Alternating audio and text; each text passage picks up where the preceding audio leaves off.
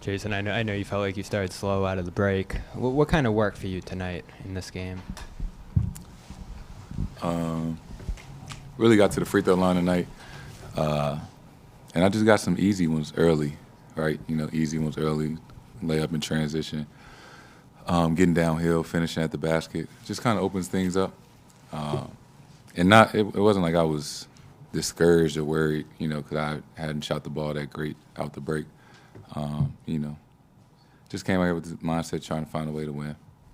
And Joe has praised you this year when we've asked about your minutes, about the games played, for how often you're out there, how available you are. What kind of motivates you to get out there as often as you do? And, you hear that debate around the league about load management, rest, all that. What's kind of your take on that, guys being available around the league? I totally understand, right? It's a long season. Some guys are a little bit older or managing certain injuries, right? And, with all the sports science, for certain guys that, is what's best for them. For me, I just think about the young kid, the kid inside me, from St. Louis that dreamed about being in the NBA. All I've ever wanted to do was play basketball. I love the game. I love to play. I try to never take, this situation for granted, right? I never try to, like I said, take it for granted. Always be thankful, because I truly am living out my dream. So, wake up excited, and I get an opportunity to play basketball for a living, right? And that's not really work. It's something I love to do, and organizations, Brad sometimes wants me to play a little bit less, but so we have conversations, and as simple as I just love being out there. I love playing. I love competing. Love trying to win as much as I can.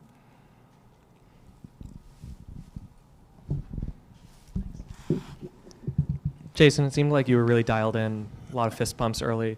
Can you talk about dueling with a guy like Donovan Mitchell, going against the best on ESPN Game, national broadcast? Yeah, Dom is one of the best players in this league. Somebody that I'm extremely close with, talk all the time, same class, so somebody I've known for a long time. And, anytime you get a chance to play against, one of the best guys in the league, it always raises your level of competition. And as a competitor, you just love those moments, those matchups. What about that putback early on? Did that get you going?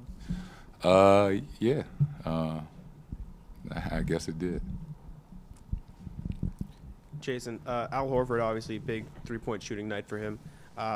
In addition to what he brings on the court, changing his game this season, he's taken more threes than twos this year for the first time ever. What does he bring to the locker room, obviously being the veteran of this team? You lost to the Knicks, 15-point loss. What does Al say to the team after a loss like that to sort of, get you guys ready for a game like this where you obviously came out and got a big win?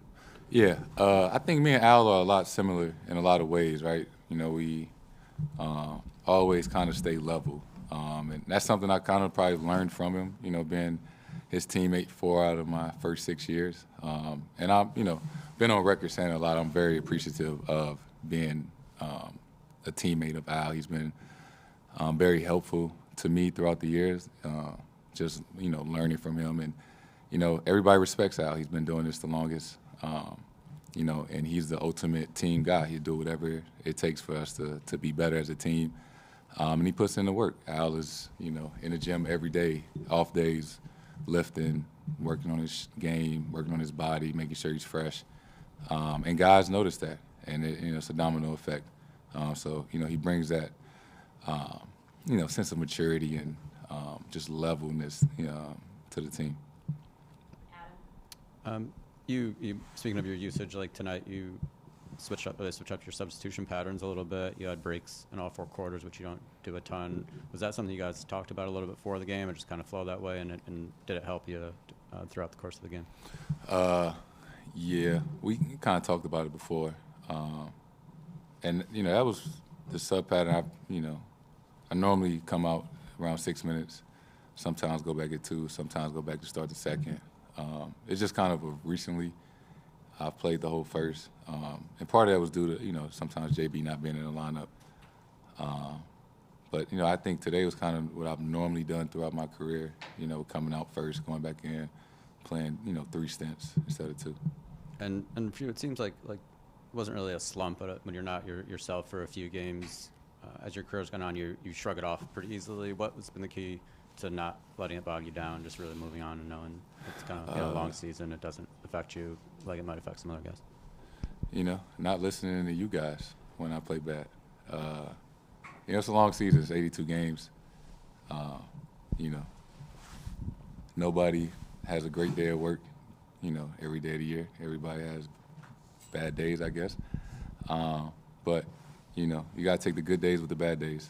I say it all the time. I never get too high. I never get too low. And, regardless of what happened, you can't change it. You just got to get ready for the next one and move on.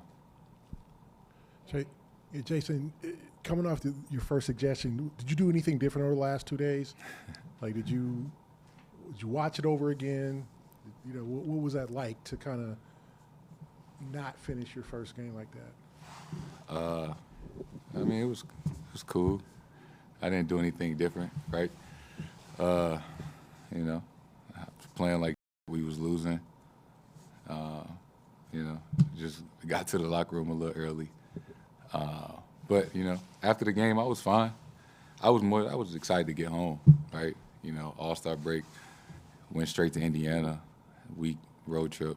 It was 14 days, that I was away from home. So I just was happy to be back home, get a home-cooked meal, obviously see Deuce, and just get ready for the day. I wasn't tripping about last game. And was there something psychological to beat Cleveland after they had beat you guys twice in 5 days earlier in the season? Yeah, those was 2 tough games. We went to overtime, I think, both of them. And it's been a while since we played them. So, having beaten them this season and then, losing our last game, we wanted to come out here and obviously, play well the entire game and get a win, back in front of our crowd. Last question to Abby. Just shout it out. Yeah. Okay. Last game before your 25th birthday, are you where you envisioned yourself at this point? I don't think so. I guess I never really take time to think about where I'm at or the things I've accomplished. Time does fly. It's my 6th season, 25, about to be 25. So I'm just trying to enjoy the moment, stay present, because, these 6 years in the league have flown by. But I like to think I've been doing all right, and hopefully continue to get better and stay healthy and improve, and win some more games. Presented by your New England Ford dealers. Built for America. Built Ford proud.